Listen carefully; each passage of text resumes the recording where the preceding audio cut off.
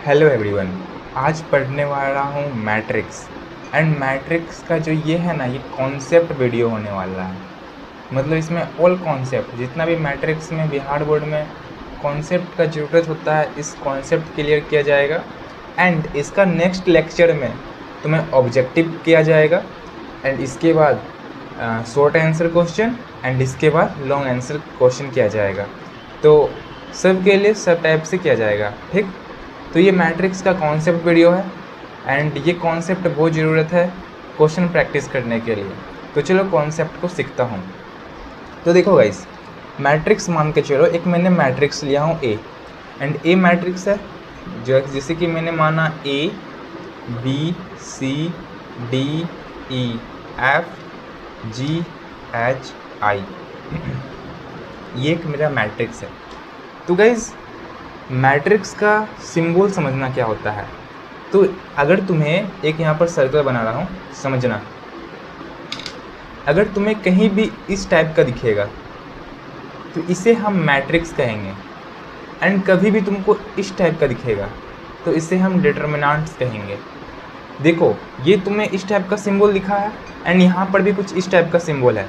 मतलब ये कन्फर्म हो जाता है कि ये मेरा मैट्रिक्स का क्वेश्चन है। ओके, तो ये तो मेरा कंफर्म हो गया कि मेरा मैट्रिक्स का क्वेश्चन है। एंड मैट्रिक्स का रो और कॉलम को पहचानना आना चाहिए, कौन रो है और कौन कॉलम है। तो गाइस ये समझना, ये वाला जो है, ये वाला जहाँ ए बी सी लिखा हुआ है, इसे हम रो कहेंगे। एंड जो ये नीचे वाला है, ये वाला, इसे हम कॉलम कहेंगे। क्या कहेंगे? कॉलम। अब समझने का टाइम ये है कि ये रो है तो इसको R1 कहेंगे और इसे कॉलम 1 कहेंगे। एंड ये फर्स्ट था इसलिए 1 लिखा, ये सेकेंड है तो इसको हम लिखेंगे R2। एंड इसको लिखेंगे सेकेंड को, ये सेकेंड को लिखेंगे कॉलम 2। एंड जो ये है, सॉरी ये वाला GHI, ये होगा मेरा रो 3। एंड CFI, ये मेरा होगा कॉलम 3। तो समझ में तो आ गया होगा, पहचानना क्या कौन मेरा रो है और कौन मेरा कॉलम है। क्योंकि जब तुम मैट्रिक्स का जब तुम मल्टीप्लाई करेगा तब तुमको रो और कॉलम में पहचानना आना चाहिए गाइस, नहीं तो तुम कंफ्यूज हो जाओगे मैट्रिक्स में। तो समझ में आ गया होगा इसमें रो किसे कहेंगे और कॉलम किसे कहेंगे। एंड जब तुम एक्सरसाइज 3.1 बनाओगे मैट्रिक्स में, तो फिर तुम्हें क्या मिलेगा कि कुछ इस टाइप का रहेगा। मान के चलो R इक्वल्स टू लिखा हुआ है AIJ करके, A नहीं लिखा रहेगा, A छोड़ दो, IJ करके लिखा रहेगा। एंड तुमको फाइंड करना होगा, बोलेगा क्या फाइंड, बोलेगा फाइंड C11। अब तुमको पता होना चाहिए C11 क्या होता है। देखो मान के चलो ये मेरा रो है, ठीक, ये मेरा रो है एंड ये मेरा कॉलम है। एंड C11 बोला है, C11 मतलब कॉलम भी 1 होना चाहिए। एंड देखो C11 बोला है, इसको हम रो कहेंगे पहला एलिमेंट को, सेकेंड एलिमेंट को कॉलम कहेंगे। तो देखो इसको पहले बनाओ, यहाँ बनाता हूँ। A है तो A11, B11 1 हुआ, 1 2 हो गया, एंड C13 हो गया। एंड D ये 1 हो गया है, ये दूसरा चल रहा है तो ये हो जाएगा 2 1। एंड ये हो जाएगा E 2 2। एंड ये F है तो F 2 3। एंड G है तो G 1 2 या 3 1 हो जाएगा। ओके, एंड यहाँ H है तो H क्या हो जाएगा 3 1 3 2 एंड I 3 3। ये क्वेश्चन रहेगा, तुमको मिलेगा, कंफर्म है। एंड तुमसे पूछ देगा C माना हूँ, तुम C भी मान सकते हो या तुम A मान लो इसको। तुम्हें बोला है फाइंड A11, तो 1 यहाँ पर भी है, 1 यहाँ पर भी है। एंड तुमसे क्वेश्चन में बोला है I इंटू J, I है और J है, तो I का वैल्यू 1 ले लो एंड J का भी वैल्यू 1 ले लो, तो क्या हो जाएगा 1 हो जाएगा। ऐसे तुमको फाइंड करने बोलेगा, फाइंड कर दो तुम D21। ऐसे तो यहाँ पर देखो, यहाँ पर 2 1 लिखा हुआ है, ऐसे तो कोई दिक्कत नहीं होगा, 2 इंटू 1 कर देगा, 2 हो जाएगा आंसर। लेकिन तुम्हें क्वेश्चन कंफ्यूज करने के लिए कुछ क्वेश्चन तुम्हें दिखाता हूँ किस टाइप से तुम्हें पूछेगा। तुमसे पूछेगा AIJ, ये तुम्हें प्योर क्वेश्चन है, ठीक। क्वेश्चन तो में है, एक क्वेश्चन है ए आई जे आई प्लस जे का स्क्वायर अपॉन 2, ये क्वेश्चन तुम्हें मिल जाएगा। अब तुम्हें बोला है आई का वैल्यू यहाँ से लेके यहाँ तक पुट करना है एंड एक न्यू इसका मैट्रिक्स का वैल्यू निकालना है, ये तुम्हें बोलेगा मैट्रिक्स का वैल्यू निकालने के लिए। तो पुट करो A11 में पुट करो, ए आई का वैल्यू 1 एंड जे का वैल्यू 1, तो क्या होगा आई का वैल्यू 1 ले लो प्लस जे का वैल्यू 1 ले लो एंड अपॉन 2 कर दो एंड इसका स्क्वायर कर दो, क्या हो जाएगा 1 + 1 2 एंड 2 अपॉन 2 करना है एंड इसका स्क्वायर करना है, इसको काट दो 1 आएगा एंड 1 का स्क्वायर क्या हो जाएगा 1, तो इसका वैल्यू 1 निकल जाएगा। तो ऐसे करके तुम्हें निकालना है गाइस, समझ रहे हो ना। ऐसे करके तुम्हें क्या करना होगा, निकालना होगा। 1 आया, यहाँ 1 आया, एक बी का बी निकाल देता हूँ, B12, तो क्या हो जाएगा आई का वैल्यू क्या है 1 और जे का वैल्यू 2 है, तो 1 + 2 अपॉन 2 का स्क्वायर, 2 और 1 क्या हो गया 3 अपॉन 2 का स्क्वायर है, 3 का स्क्वायर 9, 2 का स्क्वायर 4, 9 अपॉन 4, इसका वैल्यू हो जाएगा 9 अपॉन 4। ऐसे करके सबका निकालना है, ठीक। यहाँ का इसका निकलेगा, इसका निकलेगा, इसका निकलेगा एंड ये सबका निकालना है, तुम सबको निकालना। ऐसे तो ये बहुत ईजी है, तुम सबसे निकल जाएगा, ठीक। तुम मैट्रिक्स का एक कॉन्सेप्ट सीखा है, रो के बारे में सीखा, कॉलम के बारे में सीखा एंड तुम A11 का वैल्यू, तुम अगर तुम्हें इसका वैल्यू नहीं देगा तो तुम इसका वैल्यू फाइंड कर सकते हो। तुम पूरा मैट्रिक्स का वैल्यू फाइंड कर सकता है A11 और A12 का वैल्यू पुट करके, पता चल गया कौन 1 1 है, कौन 2 1 है, कौन 3 1 है, ठीक। ये तुम्हारा मैट्रिक्स का हो गया काम। एंड अब इसके आगे का बात करता हूँ।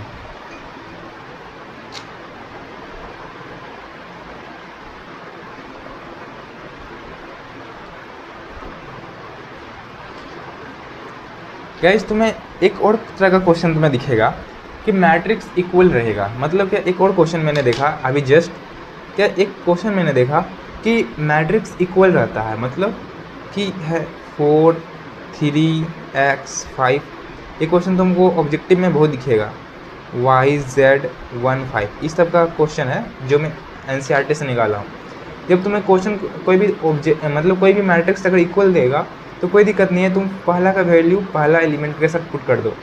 मतलब देखो ये 4 है, यहाँ y है, पहला का जो एलिमेंट है ये पहला के साथ पुट कर दो, तो y का वैल्यू 4 निकल गया एंड z का वैल्यू क्या निकल गया 3 निकल गया एंड x का वैल्यू क्या निकल गया 1 निकल गया। एंड तुम्हें क्या पूछा है x y z, तुम x का भी वैल्यू निकाल लिया है, y का भी वैल्यू निकाल लिया है, और सॉरी x y z, तुम तीनों का वैल्यू निकाल चुके हैं।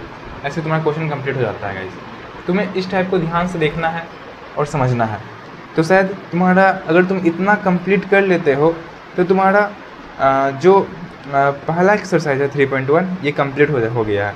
एंड अब बात करता हूँ 3.2 का एक्सरसाइज के बारे में। ये पूरा 3.1 का एक्सरसाइज का टॉपिक कुछ इतना ही था एंड इसके अलावा 3.1 में कुछ नहीं पूछा जाएगा। एंड और मैं तुमको पढ़ा रहा हूँ किसके बेस पे, तो PYQ के बेस पे, किस टाइप का PYQ आया है, तो इसके टाइप की PYQ देखने को मिलता है। इस टाइप का तुमको PYQ 2 नंबर के क्वेश्चन में तुमको देखने को मिलता है। यस, अब तुम 3.2 के एक्सरसाइज में जाओगे तब तुमको समझना होगा मैट्रिक्स में ऐड भी होता है, सब्ट्रैक्ट भी होता है, मल्टीप्लाई होता है, ये 3 चीज़ होता है मैट्रिक्स में। एंड जो स्टूडेंट लोग होता है ये पहला और दूसरा आराम से कर लेता है, थर्ड में फंस जाता है। क्यों? क्योंकि थर्ड थोड़ा मुश्किल होता है। ऐसा तो मुश्किल कुछ भी नहीं होता है गाइस, मैं आपको बताता हूँ कैसे। मान के चलो पहले में देखेंगे एक नंबर ऐड में, ऐड के लिए मान के चलो मैं एक मैट्रिक्स लेता हूँ 2 2 4 4 एंड ऐड करना है इस मैट्रिक्स से। ये तो मैं 2 मैट्रिक्स मैंने लिया 2 2 4 4 3 2 4 4 एंड तुमको ऐड करना है इससे। अब इसका आंसर क्या होगा समझना। मैंने तुम्हें क्या बताया था, रो, ये रो है एंड इस रो से प्लस कर दो, यहाँ प्लस लिखा हुआ है तो प्लस कर दो, 3 और 2 5, 2 और 2 4 एंड इस रो से प्लस कर दो, 4 4 8 एंड 4 4 8, तो तुम्हारा एडिशन कंप्लीट हो जाता है। यही तुम्हारा था एडिशन जो कि क्लियर हो चुका है। अब सब्ट्रैक्शन के बारे में बात करता हूँ। देखो सब्ट्रैक्शन के बारे में क्या होता है। मान के चलो गाइस मैंने एक मैट्रिक्स ले रहा हूँ 2 4 5 6 एंड इसको मैं सब्ट्रैक्ट कर रहा हूँ 1, 3, 10, 5 से, तो क्या होगा बताओ। एंड 2 में से 1 जाएगा तो क्या बचेगा 1, एंड 4 में से 3 जाएगा बचेगा 1। सिंपल है गाइस, रो को रो से मल्टीप्लाई करना है या कॉलम को, सॉरी क्या मैं बोल रहा हूँ, रो को रो से सब्ट्रैक्ट करना है या तुम चाहेगा तो कॉलम से सब्ट्रैक्ट करना है, इसके अलावा कुछ भी नहीं करना है। 5 में 10 जाएगा तो बचेगा 5, लेकिन माइनस का है तो यहाँ पर -5 हो जाएगा, एंड 6 में 5 जाएगा बचेगा 1। तुम्हारा ये मैट्रिक्स हो गया, तो माइनस भी कंप्लीट हो गया। एंड मल्टीप्लाई बहुत इंपॉर्टेंट है, समझना बहुत इंपॉर्टेंट है, समझना आराम से, पूरा कंसंट्रेट करके समझना। मल्टीप्लाई बहुत इंपॉर्टेंट है। देखो मैं एक मैट्रिक्स ले रहा हूँ एंड देखो मैं तुम्हें शायद इसको हाइलाइटर से समझाऊंगा, क्योंकि अगर दिखेगा नहीं फिर दिक्कत हो जाएगी, समझना। मैंने 5, 2, 4, अरे यार नहीं चल रहा है, 4, 3, इसको मल्टीप्लाई करना है 5, 2, 6, 5। हाँ एक चीज़ मैं आपको बताना भूल गया, हमें जो मैट्रिक्स जो 12th में पढ़ना है ना, ये 2 किस्म का पढ़ना है। एक होता है डबल मैट्रिक्स, एक होता है ट्रिपल मैट्रिक्स, मतलब स्क्वायर मैट्रिक्स होता है, क्यूब मैट्रिक्स होता है। जो ये मैट्रिक्स है ये स्क्वायर मैट्रिक्स है, लेकिन मैंने तुम्हें जिसका एग्जाम्पल दिया था ये क्यूब मैट्रिक्स था। तुम्हें मल्टीप्लाई स्क्वायर मैट्रिक्स से भी आ सकता है, क्यूब मैट्रिक्स से भी आता है, लेकिन स्क्वायर मैट्रिक्स मैं इसलिए बता रहा हूँ क्योंकि इसमें कैलकुलेशन ईजी पड़ता है एंड समझना भी आसान होता है, इसी कारण मैं तुमको स्क्वायर मैट्रिक्स से समझा रहा हूँ, ठीक। अब देखो इसको करो, देखो कैसे करना है समझना। पहले रो को कॉलम के साथ करना है, रो को कॉलम के साथ, समझो, रो कॉलम मल्टीप्लाई करना है 5 × 5 25, और मल्टीप्लाई करना है, जैसे इसको तुमने मल्टीप्लाई किया एंड फिर प्लस का सिंबल दे देना है, 6 2 12 हो गया। रो को कॉलम के साथ किया 5 × 25 प्लस 6 2 12, एंड इसको ही अब देखो तुमने पहला को पहला के साथ किया एंड तुम ही रो को तुम सेकेंड कॉलम के साथ करना, 5 2 10 प्लस का सिंबल एंड 5 2 10, समझ रहे हो ना। पहले मैंने इसको इससे किया एंड फिर मैंने इसको इससे किया, तो 5 5 25 प्लस 6 2 12 एंड 5 2 10 प्लस 5 2 10, एंड नीचे वाला भी करना है, रो को पहला कॉलम के साथ 5 4 20 एंड प्लस 6 3 12, एंड इसको करना है रो को सेकंड कॉलम के साथ 4 2 8 प्लस 5 3 15, एंड इसको ऐड कर देना है 5 6 7 एंड 2 1 3 20 30 38 एंड 20 15 कितना होता है 15 16 17 18 19 20 21 22 23, यहाँ हो जाएगा 23, एंड ये तुम्हारा हो जाएगा फाइनल आंसर। तो तुम्हारा सेकंड एक्सरसाइज भी कंप्लीट हो जाता है, क्योंकि सेकंड एक्सरसाइज में 3 चीज़ ही जानना होता है, प्लस सब्ट्रैक्ट एंड मल्टीप्लाई। तुमने तीनों चीज़ सीख लिया गाइस। एंड देखो मैट्रिक्स बहुत आसान चैप्टर है, मैं तुम्हें जो भी कॉन्सेप्ट पढ़ा रहा हूँ, इस कॉन्सेप्ट के बाहर कुछ भी नहीं आएगा, समझ रहे हो, कुछ भी नहीं आएगा इस कॉन्सेप्ट के बाहर। एंड और भी तुम्हें दिखाता हूँ और क्या क्या पढ़ना है, 1 मिनट और भी इस चीज़ देख लेता हूँ तुम्हें क्या क्या पढ़ना है। हाँ एक मिनट, एक तुम्हें बहुत सारा क्वेश्चन में कंफ्यूज करेगा आयोटा। आयोटा क्या होता है? ये होता है आयोटा। आयोटा मतलब, आयोटा बोल रहा हूँ, इसको आई बोलता है। आई मतलब होता है आयोटा नहीं, आयोटा नहीं होता है, इसको आइडेंटिटी बोलता है, identity matrix, note iota, identity matrix. Identity matrix 1 0 0 1 होता है, या तुम सेकंड केस में जानेगा तो 1 0 0 0 1 0 0 0 1। तो देखो एक डायगोनल के थ्रू बन रहा है ना डायगोनल, तो इसे हम आइडेंटिटी मैट्रिक्स कहता हूँ। ये मेरा डबल मैट्रिक्स का है, ये मेरा ट्रिपल मैट्रिक्स का, जिसको मैं क्यूब बोलता हूँ, डबल बोलता हूँ, तो ये आइडेंटिटी मैट्रिक्स है।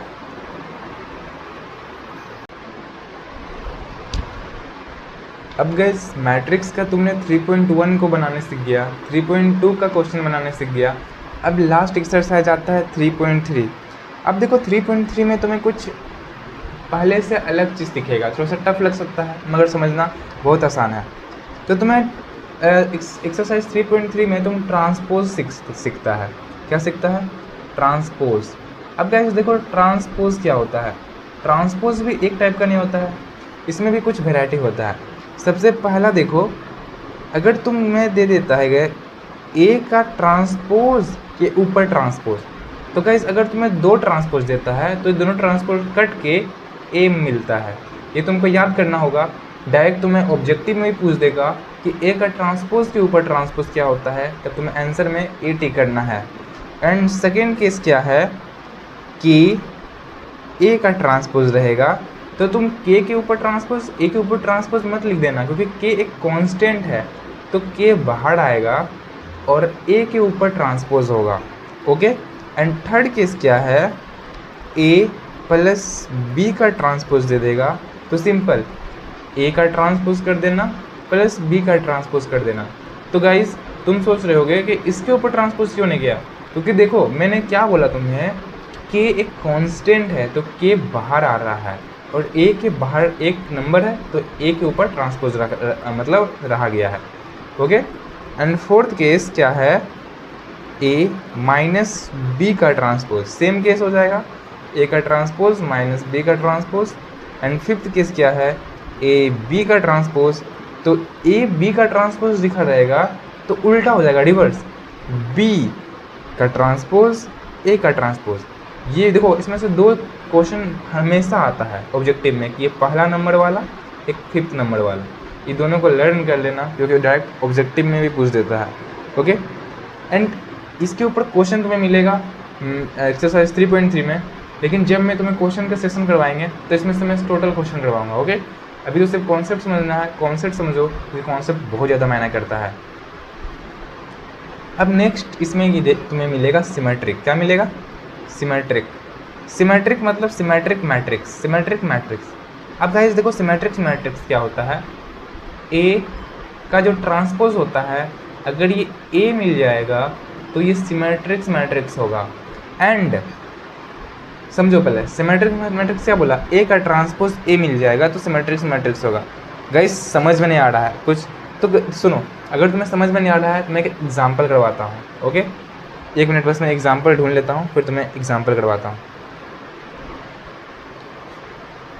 और मैं क्या कर रहा हूँ ना, ट्रांसपोज आखिरकार होता क्या है, तुम्हें पता है ट्रांसपोज क्या होता है? अगर मैट्रिक्स, मैंने तुम्हें बताया था, अगर कोई मैट्रिक्स रो में है, अगर ये कॉलम में कन्वर्ट हो जाता है तो इसे हम ट्रांसपोज करता हूँ। मान के चलिए ये रो में दिया है और तुम कॉलम में कन्वर्ट कर दिया, तो ये क्या हुआ, इसे ही हम ट्रांसपोज करता हूँ। लेकिन जब मैं क्वेश्चन प्रैक्टिस करवाएंगे तो अच्छा से समझाएंगे, पूरा अच्छा से समझाएंगे। ओके भाई, अच्छा से दिख रहा है ना तुम सबको?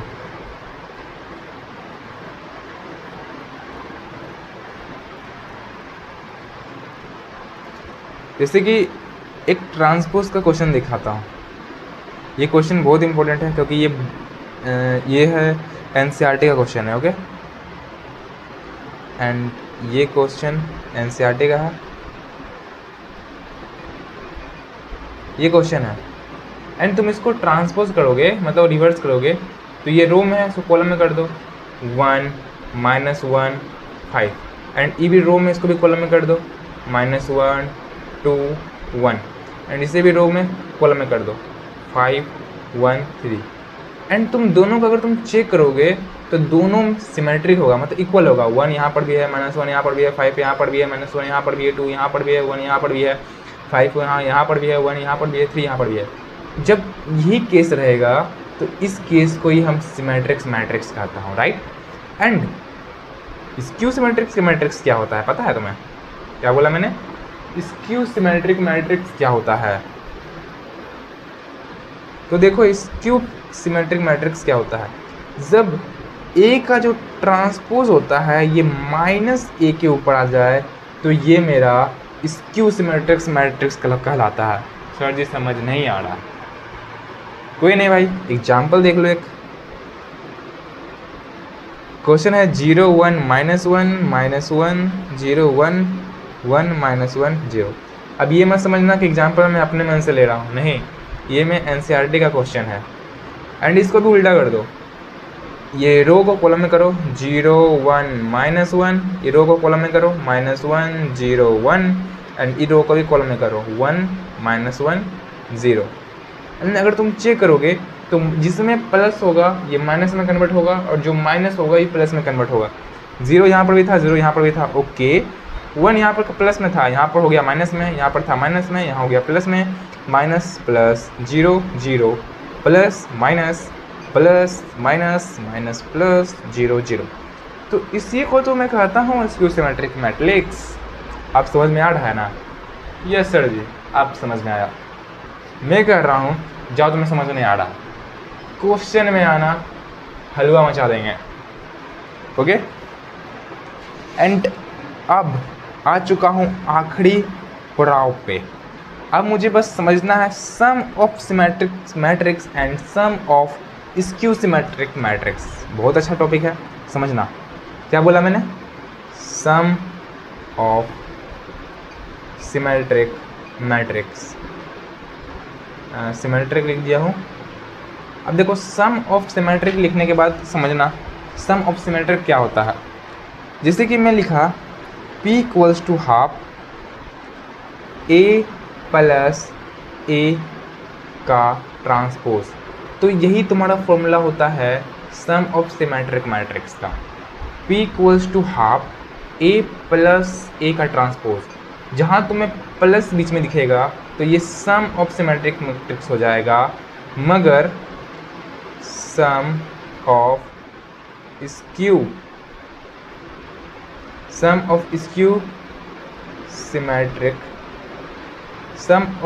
सिमेट्रिक के बारे में बात करूं तो क्या होगा इसमें?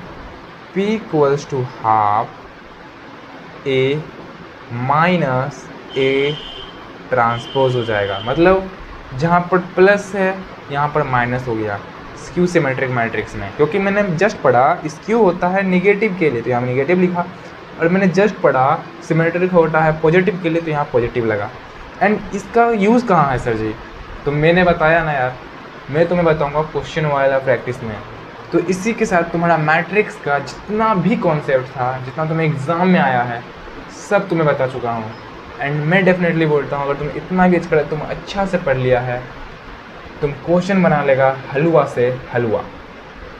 तो आज के लिए इतना ही गाइज़, फिर मिलता हूँ नेक्स्ट वीडियो में जहाँ पर मैं मैट्रिक्स का ऑब्जेक्टिव सेक्शन ले रहा होंगे। एंड अगर वीडियो पसंद आ रहा है तो लाइक तो कर ही सकते हो, एंड चैनल को सब्सक्राइब कर देना क्योंकि अभी तक एक भी सब्सक्राइबर नहीं है। Bye bye guys.